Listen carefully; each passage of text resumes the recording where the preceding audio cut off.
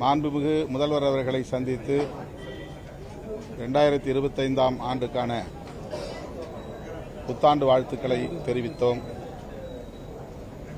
பொங்கல் வாழ்த்துக்களையும் முன்கூட்டி தெரிவித்திருக்கிறோம். அத்துடன் எமது கட்சியின் பொதுச் செயலாளர், நாடாளுமன்ற உறுப்பினர், எழுத்தாளர் தோழர் ரவிக்குமார் அவர்களுக்கு இந்த ஆண்டு தமிழக அரசு அண்ணல் அம்பேத்கர் விருதினை அறிவித்திருப்பது பெரும் மகிழ்ச்சியை அளிக்கிறது. ஆகவே விடுதலை சிறுத்தைகள் கட்சியின் சார்பில் மாண்புமிகு முதல்வர் அவர்களை சந்தித்து எங்கள் நன்றியை தெரிவித்திருக்கிறோம். இன்று ஆளுநர் உரை ஆளுநரால் புறக்கணிக்கப்பட்டிருக்கிறது. அதற்கு அவர் சொல்லியிருக்கிற காரணம் வியப்பாக இருக்கிறது. அவர் ஆளுநராக பொறுப்பேற்ற நாளிலிருந்து திமுக தலைமையிலான இந்த அரசுக்கு பல்வேறு வகைகளில் நெருக்கடிகளை ஏற்படுத்தி வருகிறார். தொடர்ந்து அரசியலில் பரபரப்புக்கான ஒரு ஆளுமையாகத்தான் இருக்க வேண்டும் என்பதில் குறியாக இருக்கிறார். தமிழ்நாட்டு மரபு முதலில் தமிழ்த்தாய் வாழ்த்து, நிகழ்ச்சிகள் நிறைவு பெறுகிற போது தேசிய கீதம் என்றுதான் இசைத்து வருகிறோம், கடைபிடித்து வருகிறோம். இது அனைவரும் அறிந்த ஒரு வெளிப்படையான உண்மை. ஆனால் நம்முடைய ஆளுநர் அவர்கள் இந்த மரபை மாற்றும்படி வற்புறுத்துவது ஏற்புடையதல்ல. தமிழ்நாட்டு மக்களின் உணர்வுகளை மதிக்கிற வகையிலும் தமிழ்நாடு சட்டமன்றத்தின் மரபுகளை மதிக்கிற வகையிலும் அவர் நடந்து கொள்ள வேண்டும் என்பதுதான் முதன்மையானது. ஆனால் அவர் அரசமைப்பு சட்டத்தை, தேசிய கீதத்தை சட்டமன்றத்திலே அவமதித்து விட்டோம் என்று அறிவிப்பு செய்வது அதிர்ச்சி அளிக்கிறது. அப்படி ஒரு உள்நோக்கத்தோடு தமிழ்நாடு அரசு அல்லது தமிழ்நாடு சட்டமன்றம் நடந்து கொள்ள வேண்டிய தேவை ஏதும் இல்லை. தேசிய கீதத்தை எந்த நிகழ்வாக இருந்தாலும் அரசு நிகழ்வுகளில் இறுதியாகத்தான் இசைத்து வருகிறோம் என்பதை முதலில் அவர் தெரிந்து கொள்ள வேண்டும். அதையே இன்னும் அவர் அறிந்திராமல் இருப்பது அதிர்ச்சி அளிக்கிறது. அல்லது அறிந்தும் வேண்டுமென்றே அதை பிரச்சனையாக்குவது கண்டிக்கத்தக்கது. ஆளுநரின் இந்த போக்கு தமிழ்நாடு சட்டமன்ற மரபை அவமதிக்கிற செயல். அதனை விடுதலை சிறுத்தைகள் கட்சி கண்டிக்கிறது.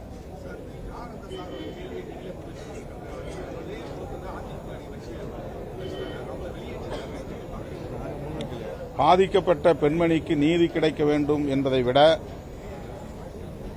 இதை அரசியல் செய்து ஆதாயம் தேட வேண்டும் என்பதில் குறியாக இருப்பது ஏற்புடையதல்ல. சொல்லப்போனால் இது பாதிக்கப்பட்ட பெண்ணுக்கு எதிரான ஒரு நடவடிக்கை. எதிர்க்கட்சிகள், அதிமுக உள்ளிட்ட சில எதிர்க்கட்சிகள் இதனை தங்களின் ஆதாய நோக்கிலே கையாளுவது வருத்தமளிக்கிறது, அதிர்ச்சி அளிக்கிறது. அண்ணா பல்கலைக்கழக மாணவி விவகாரத்தில் உடனடியாக குற்றம் சாட்டப்பட்ட ஒருவர் கைது செய்யப்பட்டிருக்கிறார். அவர் தற்போது குண்டர் தடுப்பு காவலிலும் சிறைப்படுத்தப்பட்டிருக்கிறார். இந்த நிலையில் புலன் விசாரணையை நடத்துவதற்கென்று உயர்நீதிமன்றமும் சிறப்பு புலனாய்வு குழுவை அமைத்திருக்கிறது. இனிமேல் இந்த கேள்வியை எழுப்பக்கூடியவர்கள் சிறப்பு புலனாய்வு குழுவிடம் நேரடியாகவே எழுப்பலாம் அல்லது நீதிமன்றத்திடமே கோரலாம். தமிழ்நாடு அரசின் மீது அல்லது தமிழ்நாடு காவல்துறையின் மீது திரும்ப திரும்ப குற்றம் சுமத்துவது என்பது அந்த பெண்ணுக்கான நீதி கோரும் குரலாக இல்லாமல் தங்களின் ஆதாயத்திற்கான அரசியலாகத்தான் செய்கிறார்கள் என்பதை நாட்டு மக்கள் புரிந்து கொள்வார்கள். எடப்பாடி பழனிசாமி செய்தியாளர் சந்திப்பில் சொல்றாங்க, கூட்டணி கட்சிகளே அவங்க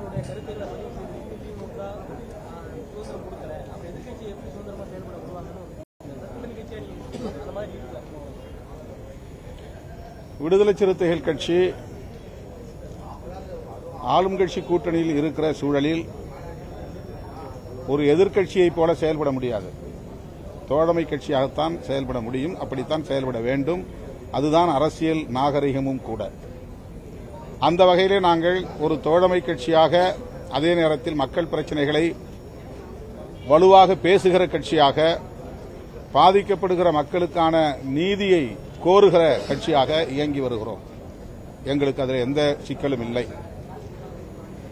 ஆளுங்கட்சிக்கு சுட்டிக்காட்ட வேண்டிய பிரச்சனைகளை சுட்டிக்காட்டியிருக்கிறோம். கண்டிக்க வேண்டிய பிரச்சனைகளை அவ்வப்போது நாங்கள் பொதுவெளியிலே கூட கண்டித்திருக்கிறோம். அது தோழமை கட்சியாக இருக்கிற எங்களுக்கு இந்த கூட்டணியில் இருக்கிற சுதந்திரம் என்பதை அவ்வப்போது நாங்கள் பதிவு செய்திருக்கிறோம். இப்போதும் பதிவு செய்கிறோம். எங்கள் சுதந்திரத்தில் கூட்டணி என்கிற பெயரில் ஆளும் கட்சி எப்போதும் தலையிட்டதில்லை.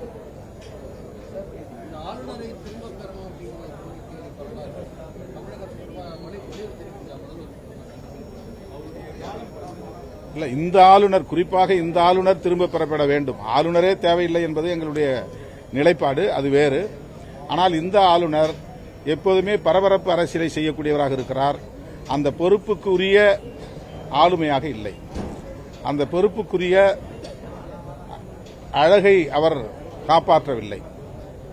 அவர் ஒரு சராசரி அரசியல்வாதியைப் போல தொடர்ந்து செயல்படுவது அதிர்ச்சி அளிக்கிறது, வருத்தம் அளிக்கிறது.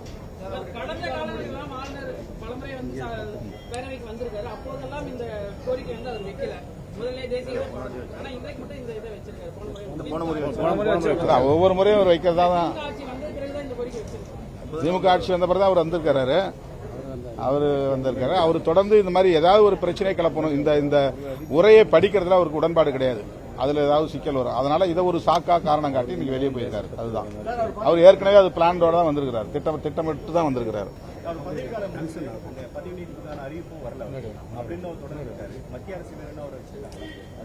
எப்படி எப்படி எப்படி எப்படி திரும்ப ஆளுநரும் அறிவிக்கல. மத்திய அரசு வேணுன்ற தமிழக அரசு அது நாம் ஒரு யூகமா கருத்து சொல்ல முடியாது. ஆனால் RN ரவி போன்ற ஆளுநர்கள் தான் பாரதிய ஜனதா கட்சிக்கு தேவைப்படுகிறது.